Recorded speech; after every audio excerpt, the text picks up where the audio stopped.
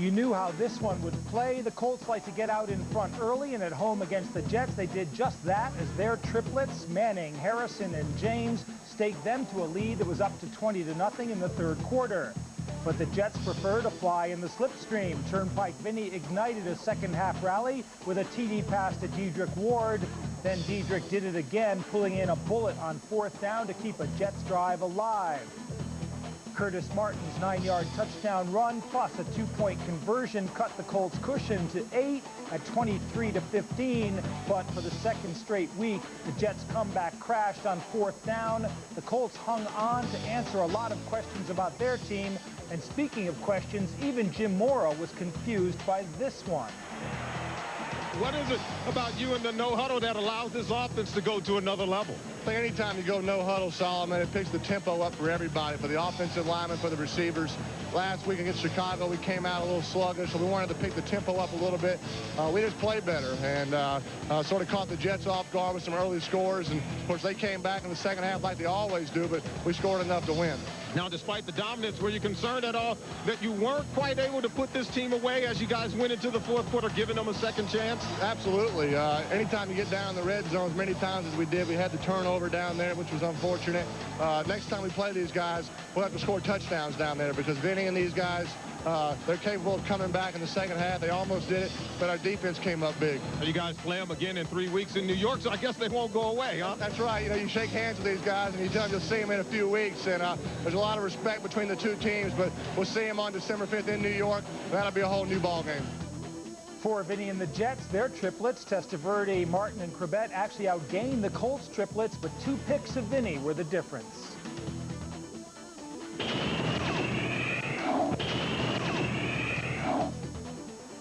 Beware, Ravens in the air. Touchdown, Trent Dilfer, TD to you, was back in form, hitting missile Ismail for a 46-yard touchdown.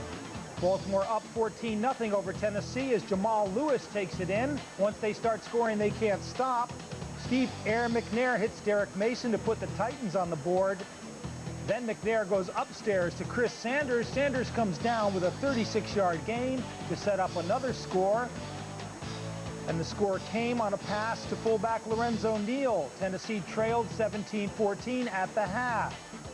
Tied at 17 in the fourth quarter, the Ravens Dilfered the Titans into the lead. Perry Phoenix goes 87 yards with this classic Dilfer mistake. Nice tackle, Trent. But Al Del Greco misses the extra point. That makes the lead 23-17 Titans. Watch carefully, you won't see Al miss many of those. Dilfer comes back to make amends. He hits Pat Johnson in the end zone with only 25 seconds left to put the Ravens up by 1. Still, the Titans get into position for Del Greco to try a 42-yarder. It sails wide. Dilfer can't believe it. Billett can. Jeff Fisher doesn't blame Del Greco. His job is to kick the ball through the uprights. Not only on the extra point, but also on an opportunity to win. And that's his job. He did his job that day. But they're in the kicker in the league I'd rather have besides Al Del Greco on the team. This would be one of those games that if you weren't sitting in the locker room after the game, cramping up, emotionally just fried, completely spent, then you didn't give your best effort. And we knew it was going to be one of those games, beating a team that's never lost at home. And if Al Gore can lose Tennessee, the Titans can lose in Adelphia Coliseum. Holding Eddie George to 28 yards was the key to the win.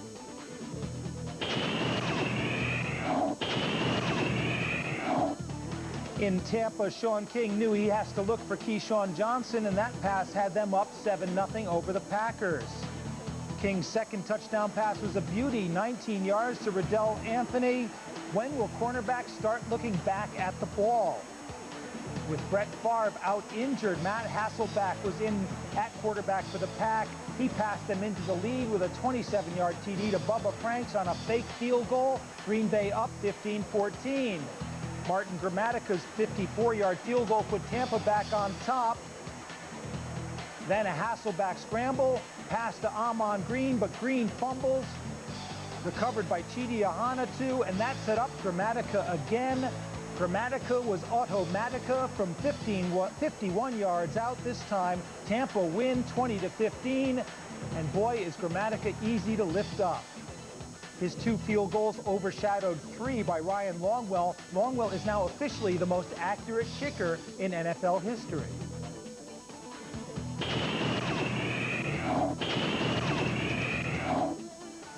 In Carolina, the Saints came marching in to the sound of the horn. Jeff Blake to Joe Horn. Beat me, Daddy, 7 on the board. Sammy Knight gets up off the floor, forces a fumble by Steve Berline, and watch Keith Mitchell deck James Gino on his way to a 90-yard touchdown.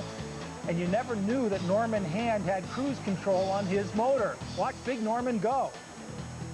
Both Knight and Mitchell were undrafted free agents signed in 1997 by the Saints, and boy, was that worth it. Norman's scary. Berline hits Mushin Muhammad to cut the Saints' lead to 17-10. Meanwhile, the Saints' Ricky Williams finished the game with exactly 1,000 yards for the season, but he also finished his season on his last carry of the game. He fractured his ankle. He'll be out 6 to 8 weeks, and that just has to hurt the Saints. Just ask them. Like I said, you know, Chad and Gerald are going to do a great job, and Jeff's going to pick it up, and we're going to be all right. I know everybody's going to say, well, you can't do it without this person, you can't do it without that person, we can't do it without this person. But soon, every time somebody go down, we find a way to win the game. That's our guy. And, you know, especially up front, you know, our job is to protect him. And, you know, to have one of our guys go down like that, I mean, I'm still ticked. Gerald Moore becomes the #1 guy in New Orleans. The Saints D sacked Berline 8 times. Joe Johnson got 3, Leroy Glover only 1. Well, there you go. I mentioned at the top there, of course, we're approaching make or break there. Speaking of which, there goes the possible haves and the likely have-nots, and we're in Minnesota.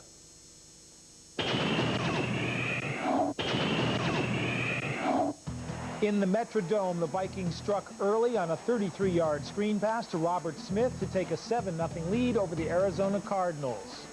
He makes it look easy. Michael Pittman tied the game with a 1-yard windmill. But Dante Culpepper made it look even easier, hitting Randy Moss to put the Vikings up 17-7 in the 3rd. Culpepper couldn't have been more alone on the keeper if he was trying to vote for Al Gore in Palm Beach County. 24-7 Vikings lead. Then Culpepper made it look easy again. Look easy, throwing to these guys is easy.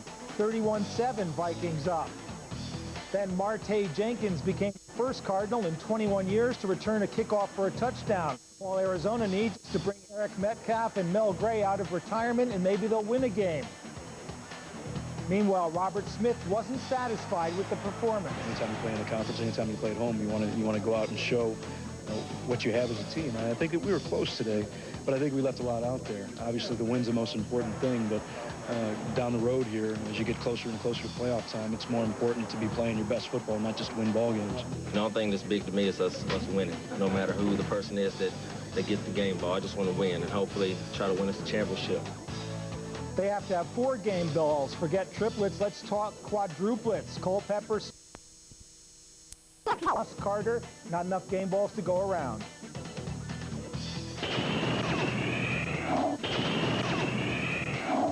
In Detroit, new coach Gary Moeller's installed a new option play. Johnny Morton thinks he's going to pass, then decides to run for his life, and the Lions go up 7-0 over Atlanta. And that's a touchdown? With Chris Chandler out with yet another concussion, the Falcons needed to get the ground game going. Jamal Anderson ties it up on this 14-yard run. It was 7-7 at halftime. Tied 10-10 in the 4th quarter. Corwin Brown intercepted Danny Cannell to put Detroit in position to win. That's why they needed the ground game going. And Jason Hansen's 44-yard field goal was all it took to make Moeller a winning coach in his first try. Jamal Anderson had 119 on the yards on the ground for the Birds. Chris Straff wasted 11 tackles. Detroit had 230 yards total offense and still won.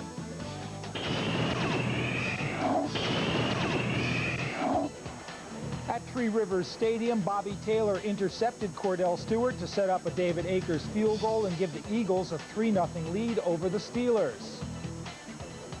The Steelers hadn't allowed a touchdown in 21 quarters when Donovan McNabb hit Jeff Thomason. 10-zip Eagles, 1 quarter short of the record for Pittsburgh. but the bus was in high gear. His 7-yard touchdown run tied the game at 13 in the third quarter. Then Lee Flowers forced a Stanley Pritchett fumble. Joey Porter picked up the ball and goes 32 yards for a touchdown, though it wasn't actually a touchdown. He fumbled the ball through the end zone, but the referees didn't look and there was no replay. McNabb hit Brian Mitchell to pull the Eagles within 3 at 23-20 with 2:30 to play. And that set up former Berlin Thunder kicker David Akers for a perfect onside kick. It gets recovered by Tim Houck to set up an Akers field goal from 42 yards out that sent the game into overtime. And in overtime, another Akers field goal from 42 wins it for the Eagles. Brian Mitchell explained why they won. The team doesn't quit. We're growing up. All at the beginning of the season, we talked about having a young team. This team is starting to mature, and by winning games like this late in the game, it's showing that. Were there any doubts when you were down by 10 points in the fourth quarter? You know, human nature, you have doubts, but I know we can fight back. When we get into a 2-minute style offense, we normally move the ball on anybody, and we did that today, came back and won the football game. Hey, it was a tough fought game, but we won it. 22 penalties in an ugly game, 12 against the Steelers for 140 yards. Ugly passing from both teams. A great running game wasted from Jerome Bettis. At Hoffa Memorial, Amani Toomer regurgitated a fumble that was picked up by Dexter McLeon and returned all the way to the 2-yard line. This is like a slow-motion football game. That set up the Rams' first touchdown, gave them a 7-0 lead over the Giants. Touchdown came, Trent Green to Roland Williams. Green's second TD pass to Torrey Holt had the Rams up 14-0. But Kerry Collins hit Tiki Barber out of the backfield, and Tiki did the rest to cut the lead to 14-7. Green struck right back to Ricky Prohl this time, the margin back to 2 touchdowns. Then Green ran one in himself. The Rams led 28-7 at halftime. It would have been 35-7, but Oz Hakeem actually dropped a pass in the end zone. You don't see that happen very often. You don't see Trent Green running for touchdowns very often. With Toomer out with a concussion, Ike Hilliard stepped up at the start of the second half, 46 yards from Collins, and that cut the lead to 28-14. But Trent came back to win the Trent of the Week award, his 4th touchdown pass, this one to Isaac Bruce, the Rams running away at 38-17. Collins and Hilliard teamed up for a second touchdown, but the Rams won 38-24. Ike Hilliard was literally sick to his stomach, and so was Jim Fossil. My focus right now, as it has been, I don't care what everybody else is saying about us. I don't care. I know what our record is, and I know we've gotten better to this date. We didn't do that today. The Rams turned 3 turnovers into 21 points. The Giants looked like they could have run the ball, but trailing forced them into the air, and that's why they lost. Possible Jim Fassel didn't like the question. In Dallas, Troy Aikman hit James McKnight for a 38-yard touchdown. When will those cornerbacks start playing the ball? Now watch this fake field goal. Touchdown for kicker Tim Cedar. I love that play. And Cedar's harder to lift up than Martin Gramatica, but he's worth the effort. Chris Warren ran for 22 yards to set up Cedar's 3rd field goal of the game. Warren had 59 yards on 9 carries. Emmitt Smith was held to 16 on 17 carries. Cedar was good on 3 field goals. The final score, 23-6 Dallas. Achilles Smith just awful for the Bengals. Corey Dillon, their one bright spot. Dallas back on the winning track, but remember, it was against the Bengals.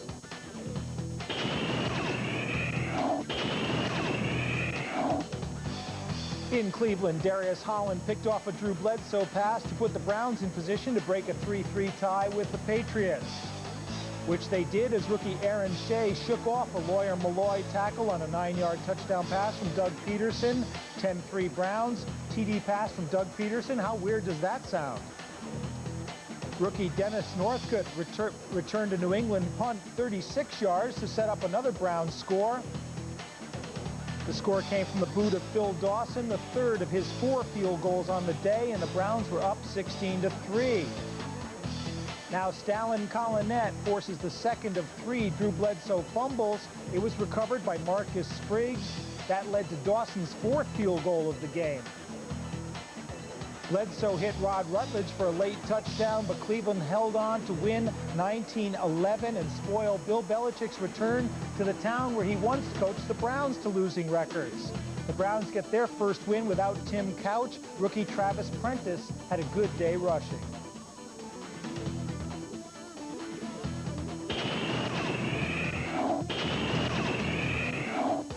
In Jacksonville, the Jags seem to be getting back in gear. Mark Brunell's 2-yard run for the score set them up 7-0 over Seattle. Tied at 7, Fred Taylor's 7-yard run put the Jags up 14-7. Then Keenan McCardell worked his way open for a scrambling Brunell. The pass goes 67 yards. It's a 21-7 lead with just a minute and a half left in the first half. But Seattle's John Kitna hit Sean Dawkins for a 15-yard touchdown with just 19 seconds to play in the first half. They went in at halftime with the Jags up 21-14. Kitna hit Derek Mays from 18 yards out to tie the game at 21 in the 3rd period. And then Kitna found Ricky Waters in the end zone with 2:05 to play to give Seattle a 28-21 win on the road. It was just like the Kitna of old, 3 touchdowns, no interceptions. Ricky Waters, 80 yards rushing, 5 catches, spoiling a big offensive day by the Jags' big 4, 5 sacks and 7 penalties. In San Francisco, Jeff Garcia hit rookie Paul Smith for 47 yards. Where do they find these guys? On the very next play, Garcia found J.J. Stokes for another 30 yards. This looks just like the Niners of old. And Kansas City's got to be wondering what it is about the Bay that makes them play so badly. Charlie Garner vaults San Francisco into a 7-0 lead. And then Jeff Garcia goes 2 yards on the naked bootleg. It's 14-0 San Francisco. Garcia's thinking this is just like playing in Canada. It looks even more like Canada this time. Garcia scrambles, goes in for the score, 21-0 Niners at the half. Donnell Bennett got 1 touchdown back for the Chiefs, but it wasn't enough. The final, 21-7. Elvis Gerbach threw for 504 yards against Oakland last week, managed only 271 against the pathetic San Francisco secondary just across the bay.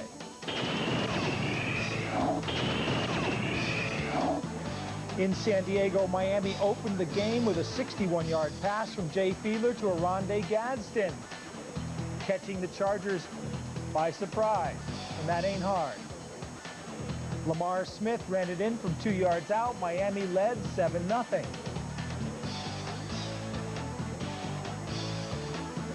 Smith's second touchdown run of the day put the Dolphins up 14-zip in the second quarter. Miami intercepted 3 passes, 1 each off of Jim Harbaugh, Moses Marino, and Ryan Leaf. How often does that happen in a game? They also got 3 sacks. They held San Diego to 240 yards total offense. San Diego's savior, Ryan Leaf, did throw a touchdown pass to Fred McCrary, but he and Moreno both left the game hurt. Miami wins 17-7. Mike Riley maintains his perfect record. Meanwhile, his old team, Oregon State, is headed for a bowl game. Coincidence or conspiracy? You decide.